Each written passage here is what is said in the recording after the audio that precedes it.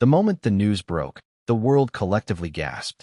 Prince Harry, the Duke of Sussex, the man whose every move has been scrutinized from London to Los Angeles, had announced a high-profile visit to Toronto, Canada. At first glance, it seemed like a routine royal engagement, a series of public events, ceremonies honoring veterans, and a solemn acknowledgement of Remembrance Day, a tradition the royal family has upheld for generations. But the story that unfolded was anything but routine.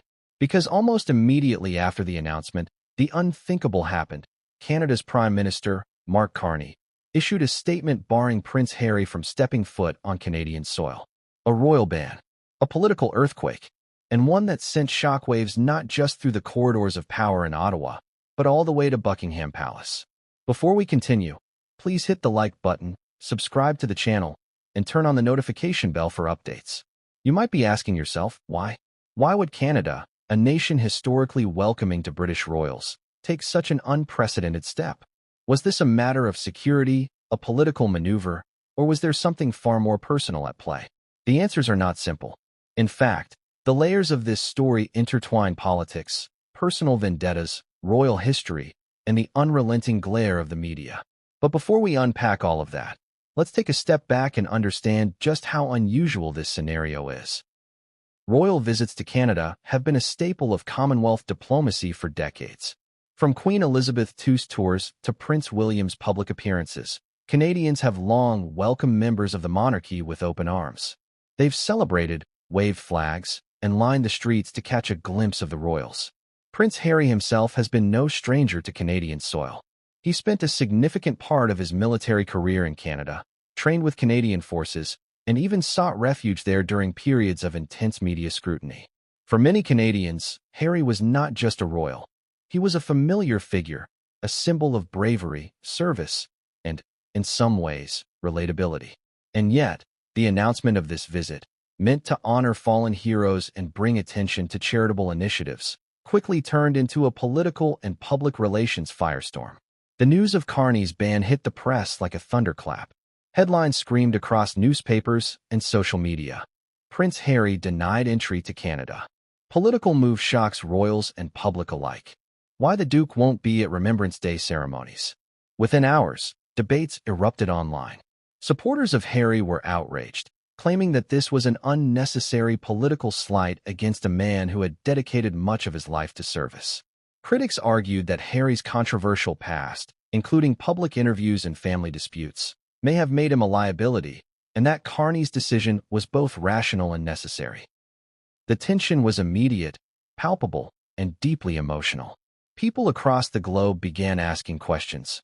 What had Harry done to deserve this? Was this truly a political decision, or had old scandals, whispers of betrayal, and decades-old royal controversies finally caught up to him?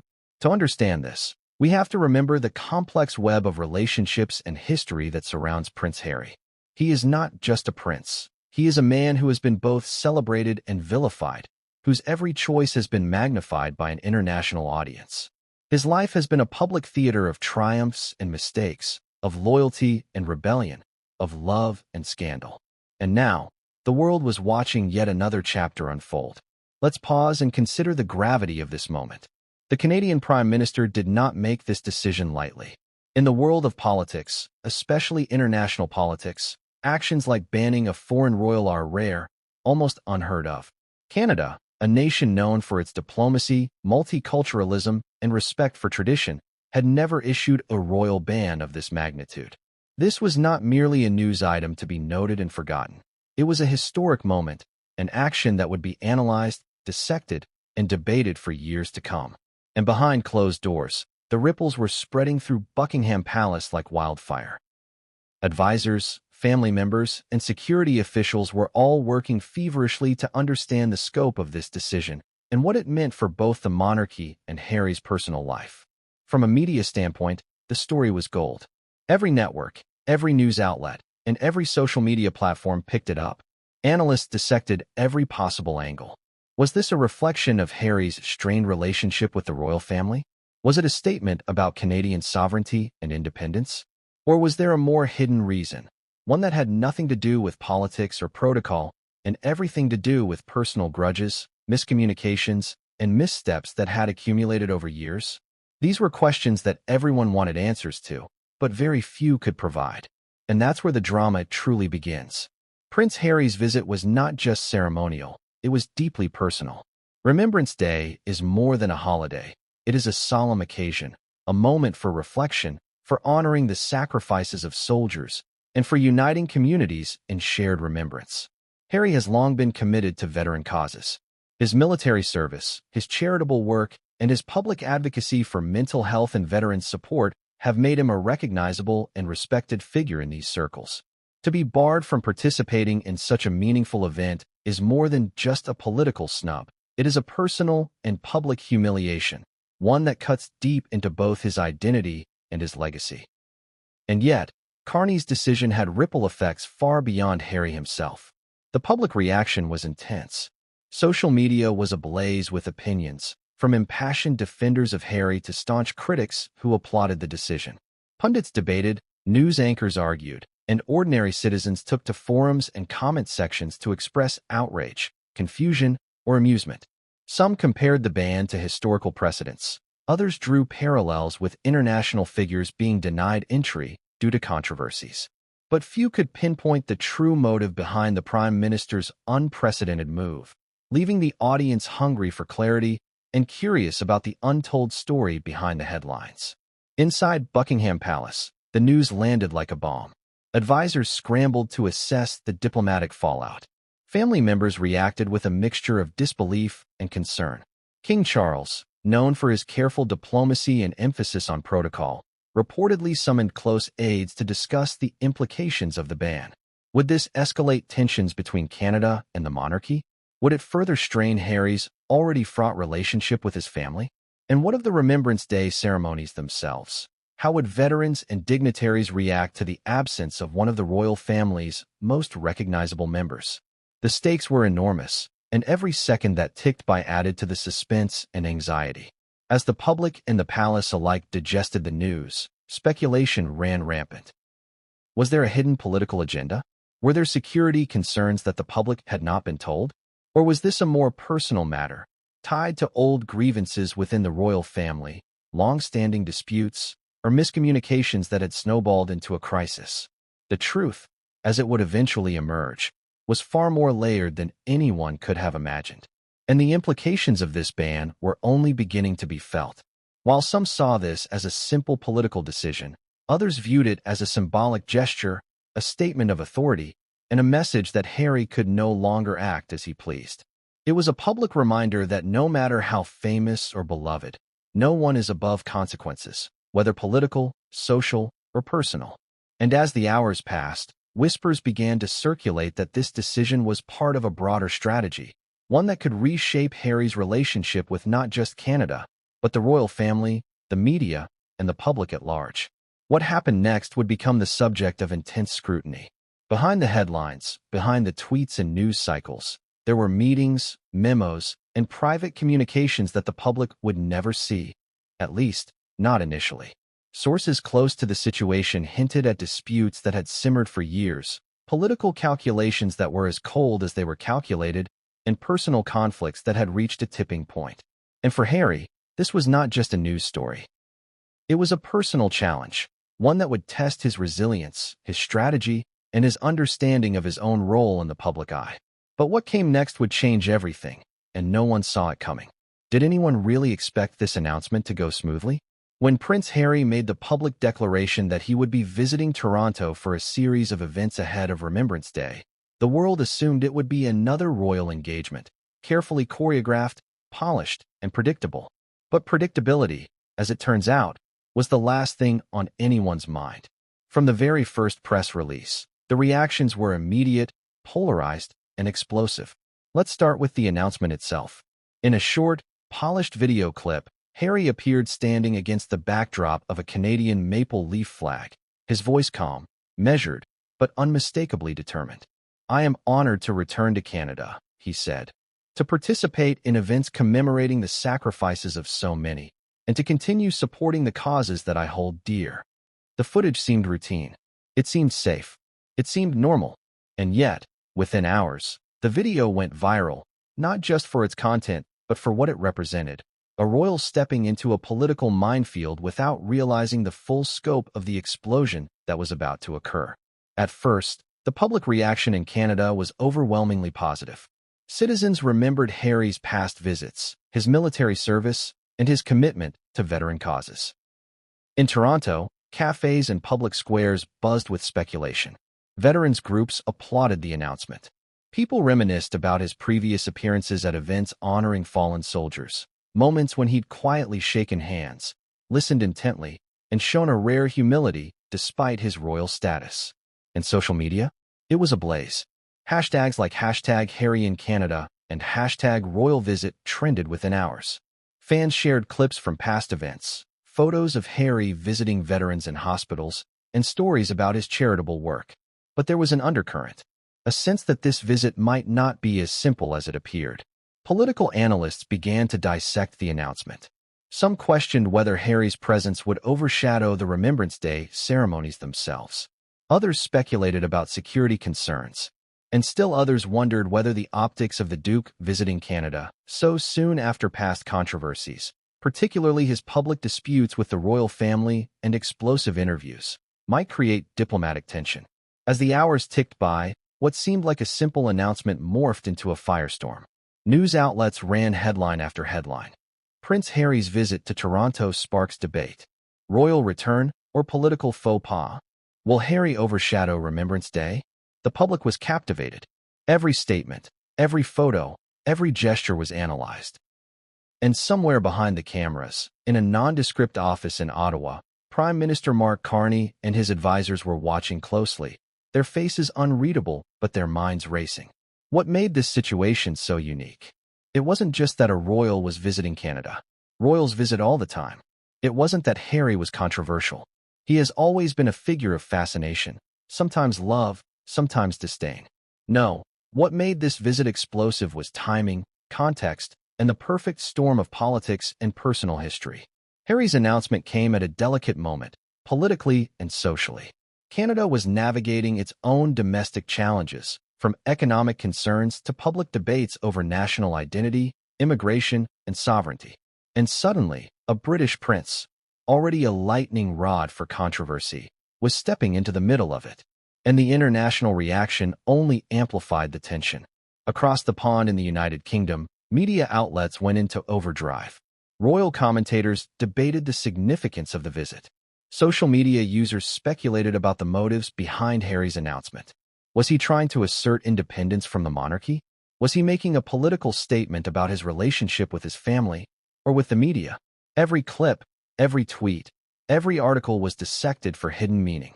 Even minor details, the angle of his head, the tone of his voice, the timing of the announcement, were examined, criticized, and praised, all at once.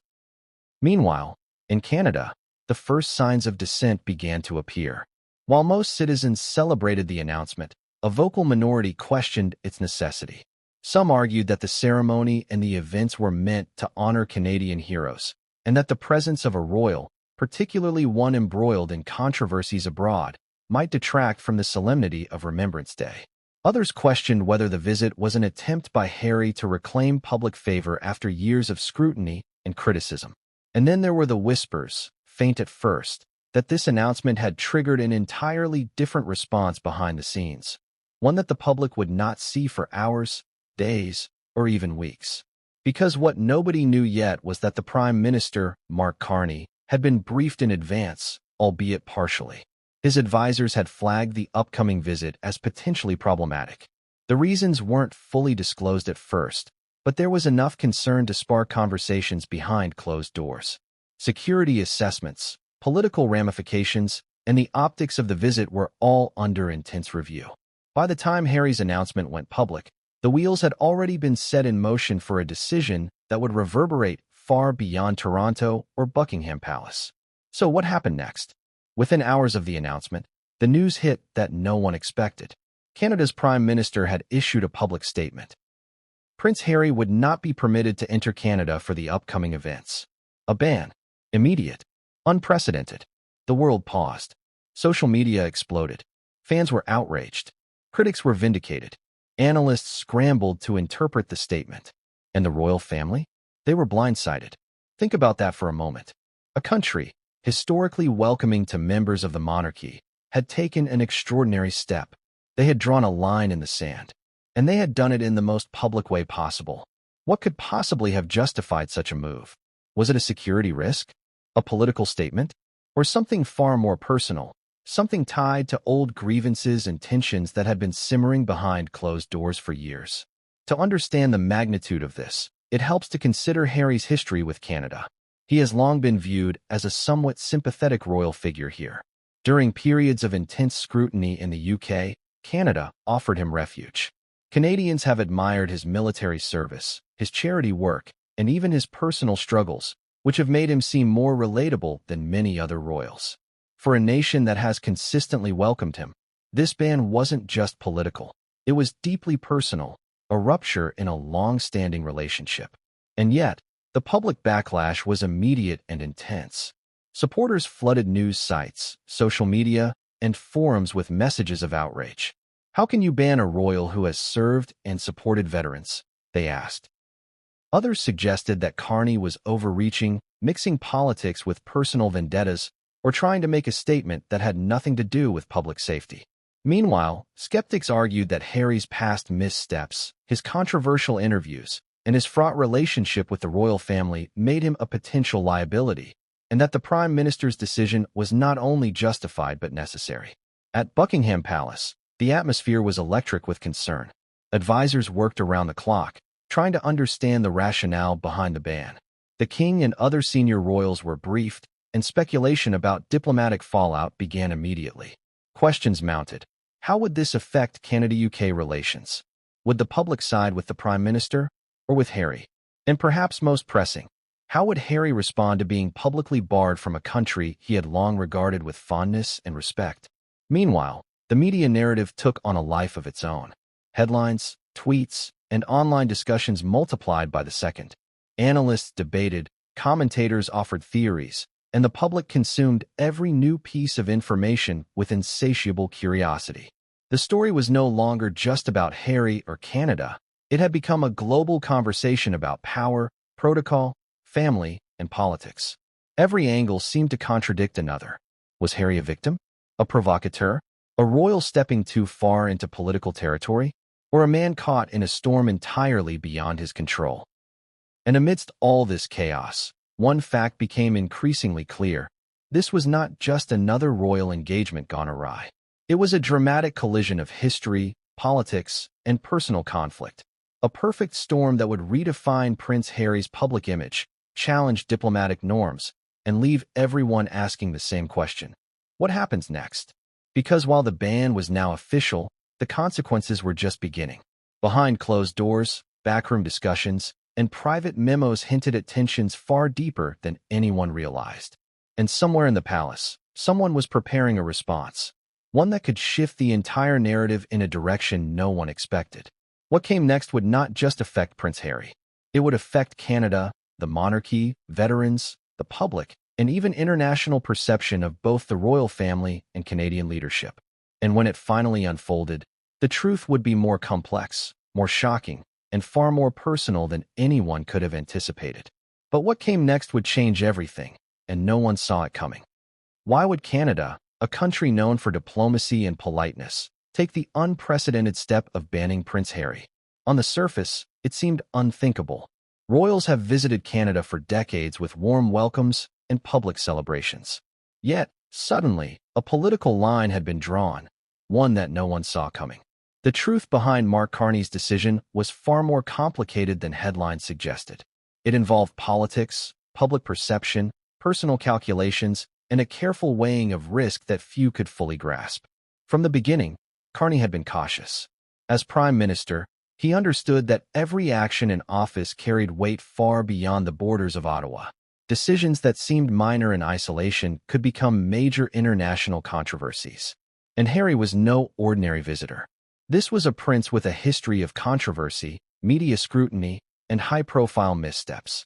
Harry's public persona had evolved from beloved war hero to global celebrity, to a figure who, in some circles, was viewed with skepticism and even disdain. To Carney, Allowing the visit without careful consideration could be interpreted as negligence or political favoritism. The deliberations began weeks before Harry's announcement. Advisors presented scenarios ranging from full approval of the visit to carefully staged, limited access appearances to a complete ban. They weighed not only security logistics, but the optics of every possible decision. How will Canadians react? One advisor asked during a briefing. How will the international press interpret this? What message does it send about Canadian sovereignty? These questions, repeated over and over, became the backbone of the decision-making process. Carney's team considered Harry's prior statements, his public disputes with the royal family, and his controversial media appearances. The infamous Oprah interview, which had rocked royal traditions and caused global headlines, was never far from their minds. For Canadian leaders, who prided themselves on diplomacy and careful messaging, Harry was now a figure who could be interpreted in conflicting ways. On one hand, he was a veteran and philanthropist. On the other, he was a media storm walking on two legs, a person whose presence could overshadow solemn national ceremonies. Public opinion played a major role as well. Surveys, social media sentiment, and informal polling indicated that Canadians were divided. Many admired Harry's charitable work and his military service. They saw him as a man who had sacrificed, who had lived under the spotlight, and who deserved recognition. Others, however, questioned the timing of the visit. They feared that Harry's presence at Remembrance Day events might politicize a solemn occasion, or worse, make it about celebrity rather than reflection. Carney had to balance these perspectives with the reality that the decision would be scrutinized both domestically and internationally. And then there was the historical context. Canada has always maintained a unique relationship with the British monarchy. While the royal family is respected and often celebrated, Canadian leaders have long walked a careful line, respecting traditions while asserting national independence. Carney understood that allowing Harry's visit without a clear plan could be seen as deference to foreign royalty, undermining the sovereignty Canada had cultivated over decades. A simple visit was no longer simple. It was political, symbolic, and potentially explosive. The political calculus became even more complex when considering the internal pressures Carney faced. Within his cabinet, opinions were sharply divided. Some ministers argued that a public ban would send a strong message about Canadian authority and independence. Others cautioned that such a move would provoke global media backlash and fuel conspiracy theories. Security advisors warned of potential threats, not only to Harry himself, but to Canadian citizens attending public events. Protests, celebrity attention, and the media frenzy could all create dangerous conditions. Every factor seemed to argue for caution. But caution in this case meant making a decision no one could fully defend publicly. Carney's own personal experience shaped the decision as well. He had long been aware of the intricacies of international diplomacy, the balancing act between tradition and modernity, and the scrutiny leaders face when managing high-profile visitors. To him, Harry was a symbol of a royal institution that had long been celebrated, but also a figure whose recent choices had created tension with public perception. Carney was acutely aware of the political consequences. A misstep could make him appear weak or naive, while a bold action could trigger controversy on a scale rarely seen in Canadian politics. And so, the decision took shape. It was not made lightly. It involved private meetings with top advisors, consultations with foreign relations officials, and discreet discussions with security experts. Each scenario was evaluated, every potential outcome considered. The optics of banning a royal from entering Canada were daunting. But Carney and his team concluded that the combination of political risk, security concerns, and public opinion made the unprecedented move not just justifiable, but necessary. When the statement was finally released, the language was deliberate. It was polite, formal, yet unmistakably firm. Harry would not be permitted to enter Canada for the upcoming events. The ban was framed as a protective and precautionary measure. Publicly, it cited concerns over ceremony disruption and safety, while the media quickly read between the lines, speculating about the more personal and political undertones of the decision. As headlines flashed across screens worldwide, everyone understood this was historic, unprecedented, and potentially career-defining. But the decision had consequences beyond the public and political spheres. Within the palace, it was met with astonishment and concern. Advisors debated whether the ban should have been anticipated, whether Harry had been warned, and what the fallout might be. For decades, the royal family had carefully orchestrated international appearances, balancing public relations, political diplomacy, and ceremonial tradition. Suddenly, an external political actor had intervened in a way that disrupted the expected flow of events, leaving the palace scrambling for a response. The media frenzy escalated as well. Every broadcast, online article, and social media post dissected Carney's decision. Analysts questioned whether the Prime Minister's move was influenced by public sentiment, personal politics, or international strategy. Conspiracy theories flourished. Was this about a feud with Harry? Was it about Canada asserting independence from the monarchy? Or was there a deeper, hidden motivation, one that involved decades-old secrets, royal politics, and personal vendettas? The uncertainty only heightened the drama, keeping the public glued to every development. And then came the reactions from unexpected quarters. Celebrities, politicians from other countries, and prominent media figures began weighing in. Some expressed support for Carney, praising him for taking a bold stand. Others condemned him, calling the ban excessive, disrespectful, and an affront to centuries of tradition. Social media platforms became battlegrounds, with arguments erupting in every direction.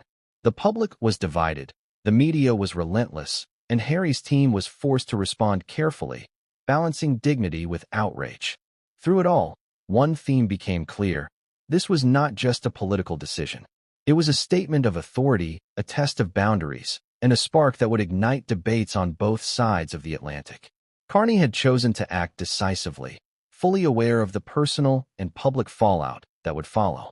It was a move that would challenge traditions, provoke speculation, and set the stage for a chain of events that would engulf not only Harry, but the entire royal family. So, why did Carney make the decision now? Why ban a royal who had long been welcomed in Canada? The answer was complex, layered, and tangled in both political strategy and personal calculation. It involved weighing public sentiment against international optics, security concerns against ceremonial expectations, and tradition against the need to assert national sovereignty. In short, it was a move that no leader could make lightly, and one that would have consequences rippling far beyond the borders of Canada. But what came next would push this political drama into uncharted territory, where private messages, palace tensions, and global scrutiny would collide in ways that no one could have anticipated. Have you ever wondered what happens when centuries of royal tradition collide head-on with modern politics? When the carefully rehearsed choreography of monarchy meets the unpredictability of elected leadership. That is exactly the tension at the heart of Prince Harry's barred visit to Canada, a collision that exposed just how fragile the balance between ceremonial protocol and political authority can be. The royal family has long relied on a precise, almost ritualistic protocol for international visits. Every gesture, every handshake, every wave is meticulously planned. Dates are coordinated months in advance, security measures are detailed, and appearances are designed to project unity, dignity, and reverence. These traditions are not mere formalities. They are the invisible glue that binds the monarchy's public image to centuries of cultural expectation. Deviate from them, even slightly, and the consequences can be swift and unforgiving. When a member of the royal family visits Canada, these protocols intersect with the responsibilities of the Canadian government. Historically, Canadian leaders have played a supporting role, ensuring safety, providing logistical support, and coordinating ceremonies, while respecting the ceremonial autonomy of the royals. The system works because both sides share a mutual understanding. Tradition must be honored, but sovereignty cannot be compromised. It is a delicate dance, one that requires constant attention and diplomacy. Enter Prince Harry. Unlike many other royals who follow the script to the letter, Harry's life has often been characterized by unpredictability. He is known for his candidness, his willingness to challenge norms, and, in recent years, his public disputes with the monarchy itself. This combination of charisma and controversy, while fascinating to the public, complicates the application of traditional royal protocol. Protocol relies on predictability. Harry, by contrast, has thrived in the space between expectation and surprise. Now imagine this unpredictability intersecting with Canadian politics. Canada, a nation that prizes its sovereignty and political autonomy, suddenly had to reconcile centuries-old royal protocols with a modern leader's discretion. Mark Carney and his advisors were acutely aware of the implications.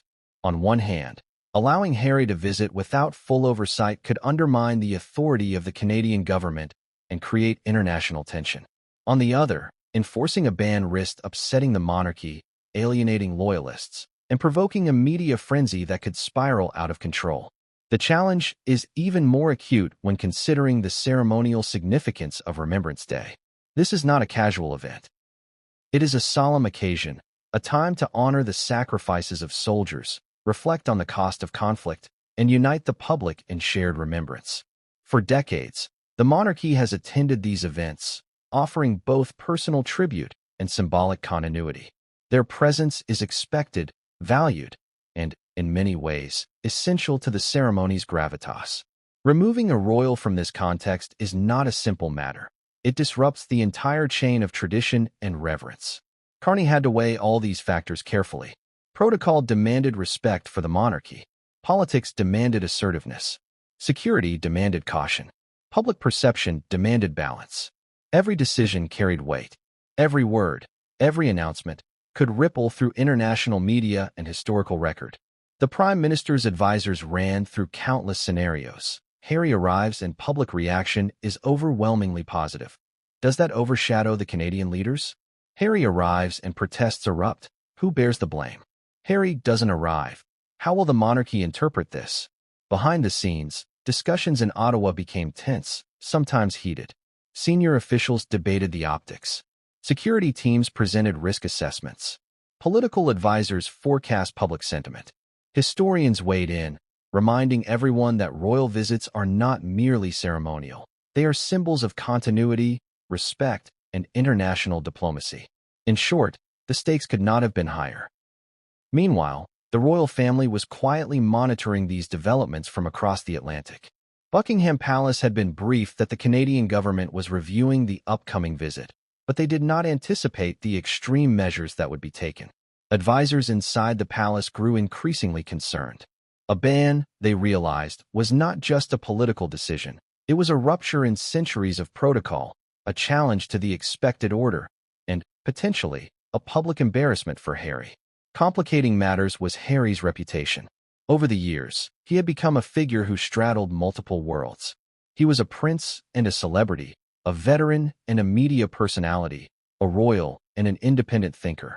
His life has been scrutinized relentlessly, every decision dissected and analyzed. This duality made it impossible for Canadian officials to treat him like a typical royal guest. Protocol alone could not account for Harry's public persona. The government had to account for media attention, public reactions, and potential disruptions to the ceremonial proceedings. And then there were the deeper, more subtle tensions. Canadian politics, like politics everywhere, is layered with history, ideology, and personal calculation. Carney had to consider not just the immediate visit but the broader message it sent. Allowing Harry to participate could be interpreted as an endorsement, a tacit approval of his global persona. Denying entry, while risky, reinforced sovereignty, signaling that Canada is not beholden to tradition at the expense of contemporary governance. Every decision was loaded with symbolism. It's easy to overlook the human element in all of this, but it is critical. Prince Harry is a person with feelings, relationships, and expectations. Protocol is not just a set of rules. It is a form of social negotiation. Denying entry is not just a political act. It is a personal blow, a message that the individual's intentions, however honorable, are subordinate to political and procedural concerns.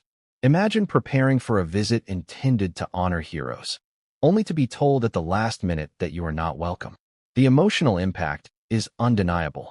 And yet, there is a paradox here. The same rules that constrain Harry also protect him.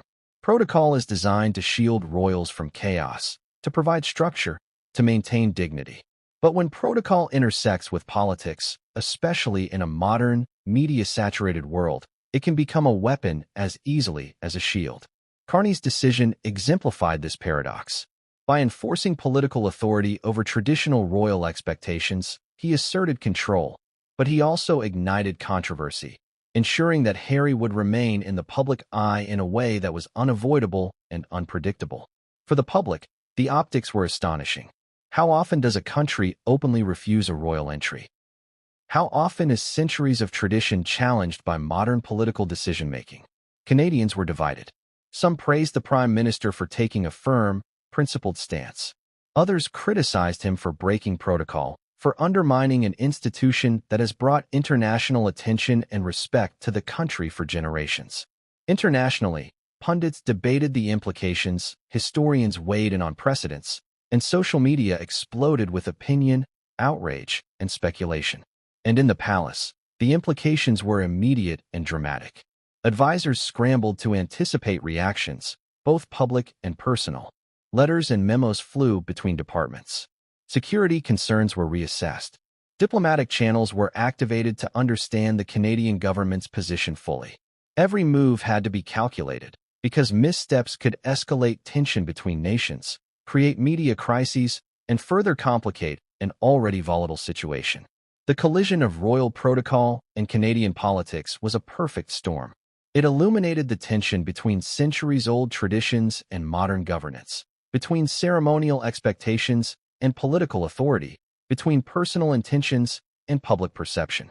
For Harry, it was a wake-up call, a reminder that his life as a royal does not exist in a vacuum. For Carney, it was a demonstration of political courage and risk management. And for the public, it was a spectacle, one that was equal parts fascination, confusion, and outrage. But just when it seemed that the clash between tradition and politics had reached its peak, a series of events unfolded that no one anticipated. Behind the scenes, messages were exchanged, alliances were tested, and the delicate balance between monarchy and government began to tilt in unexpected directions. What happened next would escalate tensions even further, revealing secrets, motives, and consequences that were previously hidden from the public eye. And it was in this murky, high-stakes intersection of protocol and politics that the next chapter of the story truly began to unfold. What if I told you that the events unfolding in Canada were not just about politics or protocol, but were also being fueled by decades of whispers, scandals, and public controversies surrounding Prince Harry himself? By the time Carney's ban was announced, Harry's past was no longer just history. It had become a living, breathing force influencing the present. Every headline, every tweet, every media mention of the Duke carried echoes of decisions, interviews, and moments that had long since made their way into public consciousness. To understand the gravity of the situation, we need to revisit Harry's trajectory. Born into the royal spotlight, his life was scrutinized from the very beginning. As a child, he navigated intense media attention, the loss of his mother, and the complexities of royal life. Every action, whether a school trip, a birthday, or a charity visit, was documented, dissected, and analyzed. By the time he reached adulthood, Harry was both a celebrated public figure and a lightning rod for controversy. His military service earned him respect, while his personal decisions, particularly in relationships and media interactions, drew criticism. Perhaps the most consequential controversies stemmed from his public appearances and statements in the past decade. The infamous interviews with high-profile media figures had put him at odds not only with the press, but with the monarchy itself. Comments made in those interviews revealed tensions with senior family members, candid reflections on personal struggles, and allegations of mistreatment by the media. To many, Harry appeared both vulnerable and rebellious, a man caught between the expectations of tradition and the demands of modern life. To others, he seemed reckless, using private family matters as fodder for public consumption. One interview in particular, the televised discussion with Oprah Winfrey, had sent shockwaves across the globe. In it, Harry and Meghan Markle disclosed deeply personal stories about their lives within the royal family. Allegations of neglect, discrimination, and media harassment created a perfect storm of public opinion. Supporters hailed their courage. Critics accused them of betrayal. The ramifications were profound. Royal protocol, traditionally designed to protect the image of the monarchy, had been publicly challenged. And now, years later, echoes of that storm were influencing decisions halfway across the world in Ottawa. But Harry's controversies weren't limited to interviews. Publicized missteps, both as a royal and as a celebrity, added layers to his complex reputation. From his infamous costume party scandal to clashes with paparazzi, every story contributed to a mosaic of perceived unpredictability.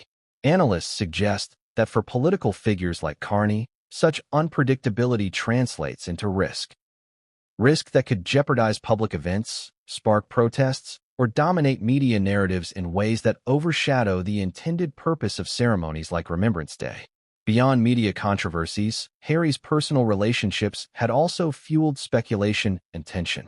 His union with Meghan Markle, while celebrated by many, was frequently scrutinized in both positive and negative light. From royal critics arguing that Meghan disrupted tradition to media outlets sensationalizing family tensions, the couple's public image became inseparable from Harry's own controversies. Each story, tweet, or viral article added pressure on decision-makers in Canada, creating an environment where a simple visit could no longer be considered routine. And there were whispers, quiet, yet persistent, about private family disputes that had never been publicly confirmed. Insider accounts suggested that certain members of the royal family were concerned about Harry's behavior and its potential impact on international relations. Could the decision to ban him from Canada have been influenced, at least in part, by these long-standing internal tensions? While nothing official was ever confirmed, speculation flourished. Political advisors, aware of Harry's history, may have factored in these dynamics, weighing them against the optics and risks of allowing him to attend Remembrance Day events. Another critical factor was Harry's continued activism and public engagement. His outspoken stances on social issues, mental health, and charitable work made him both admired and controversial. While his initiatives garnered global recognition, they also drew criticism from those who felt he overstepped the boundaries of his role as a royal. For a political leader like Carney, whose job involves navigating public sentiment, every past action Harry had taken had to be considered through the lens of potential public reaction, media coverage, and international perception. And yet, there is a contradiction here that cannot be ignored. Harry's past controversies, while creating risk in the eyes of politicians, also elevated his public profile. His presence at an event could generate attention, raise funds for charity, and highlight causes that would otherwise be overlooked. It is precisely this duality, his reputation as both a figure of admiration and a source of controversy, that made the decision to ban him so complicated and so consequential. Every advisor, every media analyst, every palace official understood that this was no ordinary visit. Harry's history was inseparable from the present, shaping perceptions, influencing decisions, and complicating diplomacy in ways few could have anticipated. The impact of Harry's past also extended to security considerations. High-profile visits attract attention, both positive and negative. Crowds, protests, and media scrutiny increase exponentially when a figure has a controversial public image. Security teams in Canada had to consider not only the physical safety of the prince and the public, but also the reputational risks for government officials, organizers, and institutions.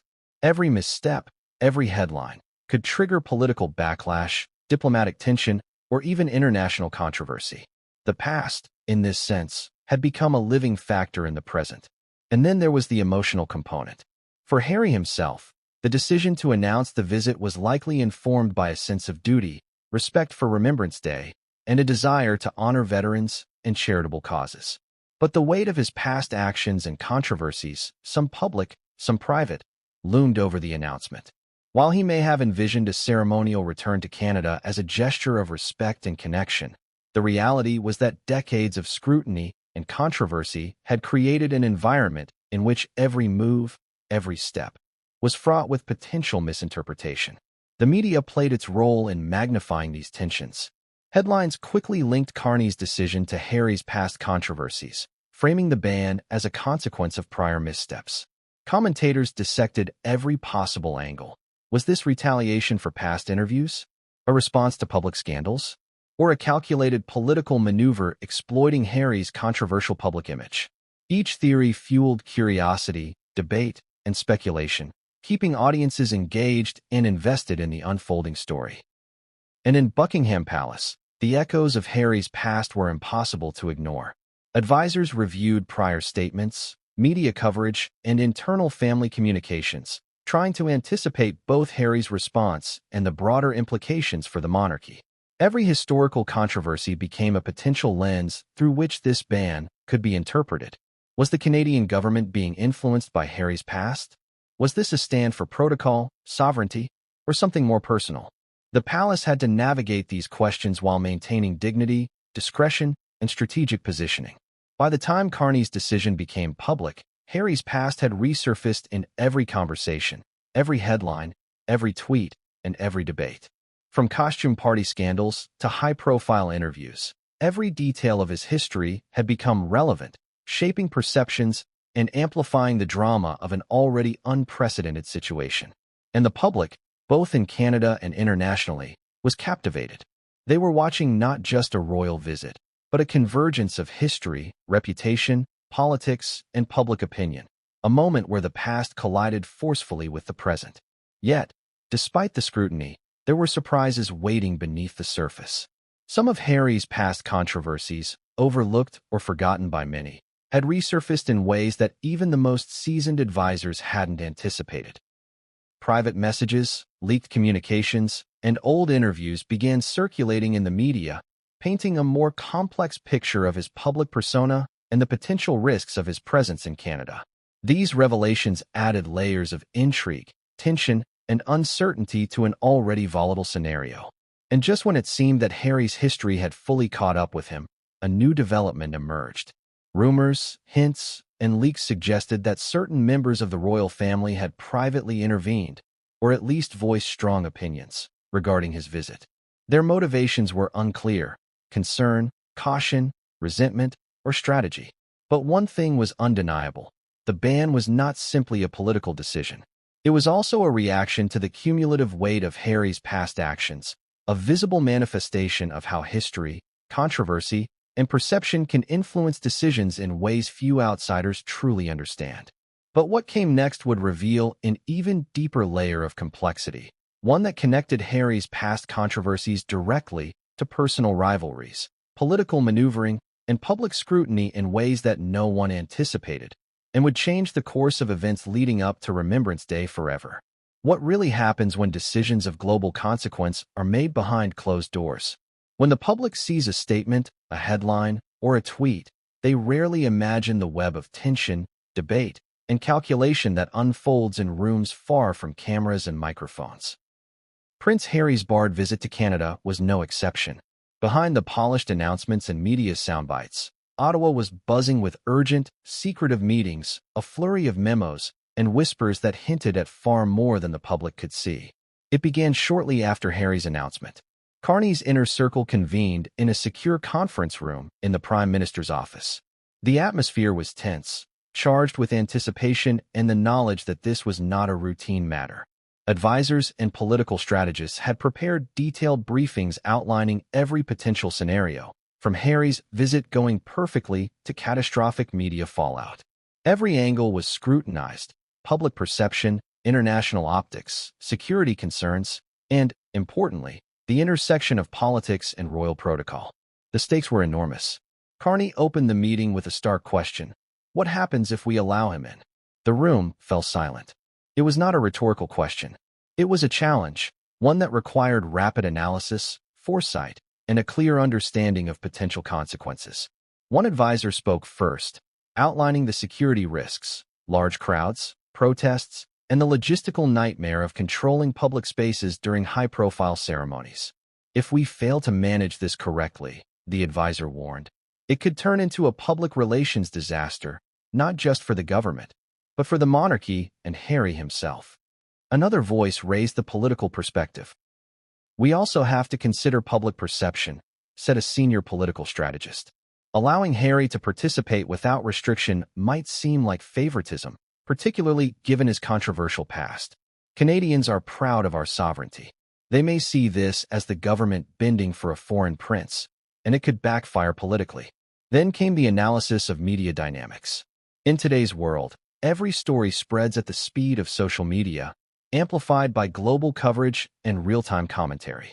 This is not a local story anymore, an advisor noted. Every misstep, every headline will be scrutinized internationally.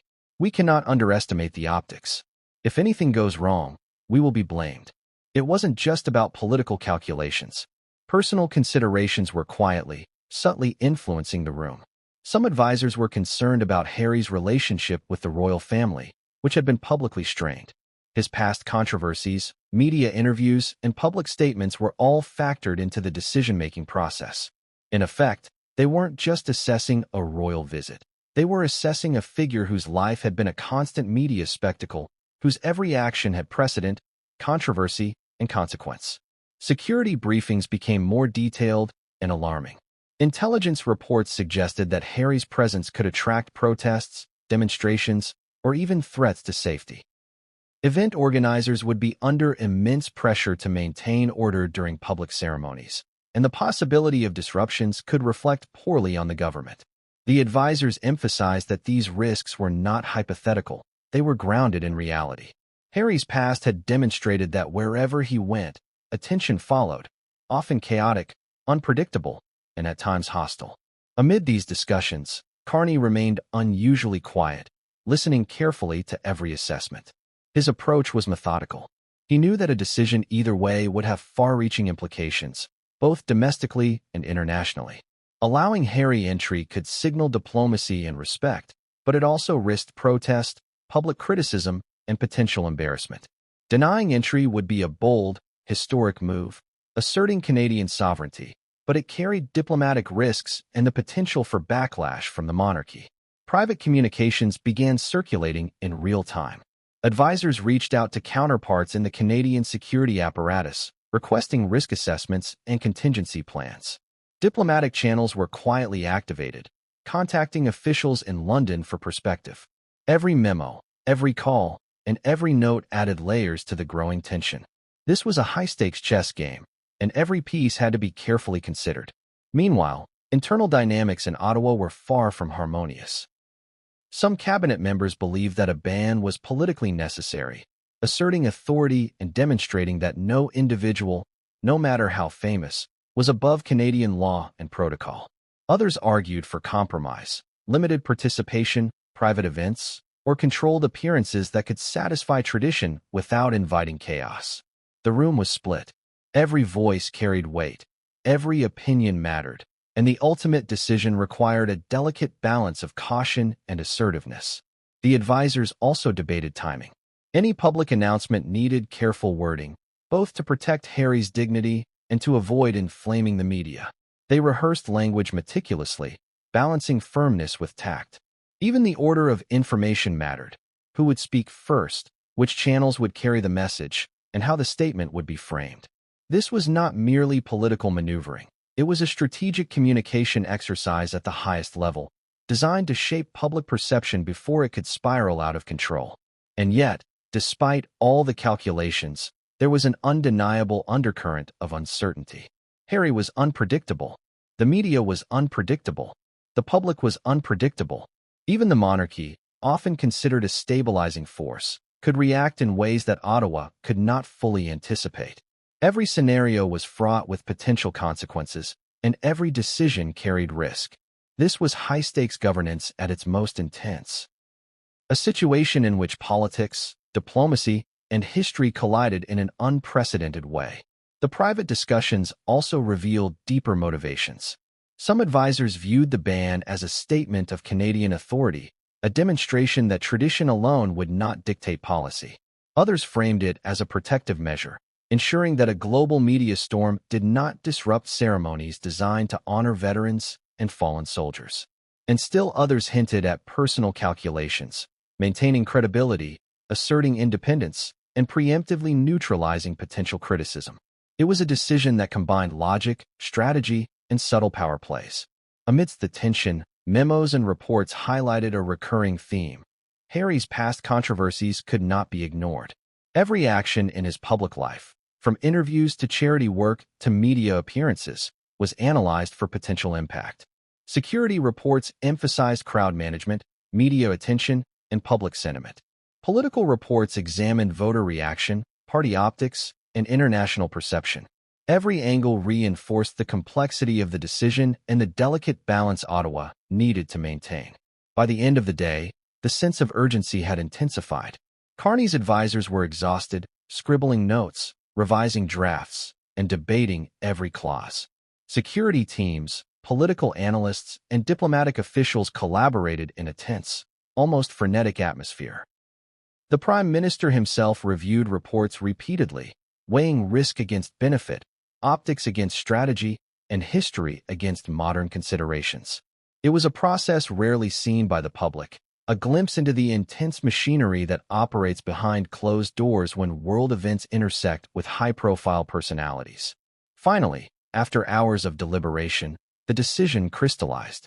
Harry would not be permitted to enter Canada. The ban was official, strategic, and unprecedented. The announcement would be carefully worded, but the message was clear. Political authority, public safety, and national sovereignty took precedence over ceremonial tradition. The decision was historic, symbolic, and, as advisors predicted, explosive in the public sphere. Yet, even as the announcement was drafted, the team knew the story was far from over. Communications teams anticipated global media frenzy, diplomatic inquiries, and reactions from the palace itself. They predicted public outcry and debate, both supportive and critical. This was only the beginning of a narrative that would unfold over days, weeks, and even months. And behind all the strategy, reports, and calculated messaging, one reality remained. The decision had human consequences. Harry, his team, and his family would experience the weight of this political move personally and publicly. Veterans, organizers, and the public would grapple with the sudden absence of a high-profile figure from ceremonies they had long anticipated. And in Ottawa, advisors prepared for the fallout, knowing that every ripple of this decision would demand careful, strategic management. But just when it seemed that the process in Ottawa had reached its peak, an unexpected development emerged. A leak, a whispered warning, a communication that no one had anticipated. This small but critical detail would dramatically escalate tensions, forcing officials, the monarchy, and Harry himself to confront realities that were far more complicated than anyone could have imagined. What came next would not just challenge protocol or politics. It would expose hidden motives, secret warnings, and decisions made in the shadows that would redefine the story entirely. Have you ever watched a story explode online so quickly that it felt like the world had paused just to see what would happen next? That is exactly what occurred when the news broke that Prince Harry would be barred from entering Canada. The public reaction was immediate, intense, and chaotic, cascading through social media, news outlets, and every corner of public discourse. The announcement wasn't just news. It was an event, a spectacle, a cultural moment that no one could ignore. The first reactions came from social media, where news spreads faster than any official channel could manage. Within minutes of the announcement, hashtags began trending. Hashtag ban Harry, hashtag royal controversy, hashtag Mark Carney decision. Supporters of Harry flooded the platforms with outrage. Tweets, posts, and threads argued that the ban was unfair, disrespectful, and unnecessary. How can you ban someone who has served veterans, who has committed to charitable causes, and who has honored your country before? One user asked. This is absurd. Politics shouldn't interfere with respect for service, another chimed in. But not everyone shared this view. Critics praised the Prime Minister's bold stance. Canada must prioritize sovereignty over tradition, wrote one commentator. Harry's past controversies make him unpredictable. The government made the right decision. Media outlets quickly picked up the polarization, crafting headlines that emphasize conflict. Canada draws line with royal visit ban, public divided over Prince Harry's denial, and political authority trumps tradition in Ottawa. The coverage framed the story as both a domestic political decision and an international spectacle, fueling interest and debate worldwide.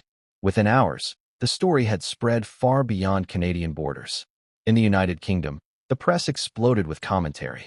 Newspapers dedicated multiple pages to the story, analyzing every possible angle. Tabloids speculated about the monarchy's reaction, while broadsheets focused on the political ramifications for Carney. Pundits debated whether this was a case of protocol overriding politics or politics overriding protocol. Each article added layers of complexity, and the global audience was captivated. Meanwhile, veterans groups and organizations tied to Remembrance Day events reacted with a mixture of confusion, disappointment, and concern. Some were frustrated that the absence of Harry, who had publicly supported veteran causes for years, would reduce attention to the ceremonies. Others worried that the ban would distract from the solemnity of the event itself, turning Remembrance into a media circus. Statements from veteran associations, carefully worded yet deeply pointed, began circulating online, further amplifying the story. Public demonstrations began to emerge, both online and in the streets.